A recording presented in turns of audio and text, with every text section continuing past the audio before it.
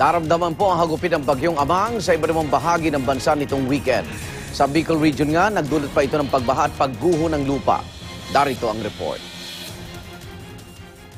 Lubog sa putik ang ilang bahay sa bayan ng Ginobatan sa Albay. Rumaragasa kasi ang putik mula sa Bulkang Mayon noong kasagsagan ng bagyong Amang dahil sa walang tigil na pag-ulan. Ang aling ito naiyak na lang dahil sa pinsalang idinulot ng bagyo sa kanilang mga ari-arian.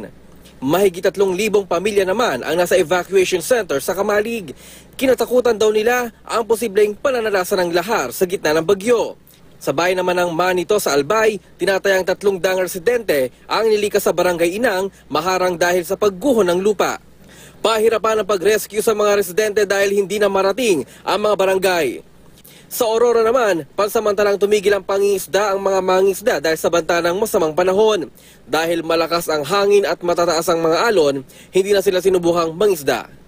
Sa bayan naman ng Bulan sa Sorsogon, nabalot sa putik ang ilang classroom. Umabot kasi hanggang sa kalahati ng silid-aralan ang taas ng baha noong kasagsagan ng pag-uulang dulot ng bagyong Amang.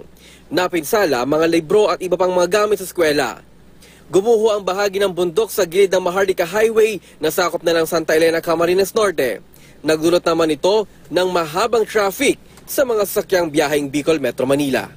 Para sa unang balita, Haji Riata reporting.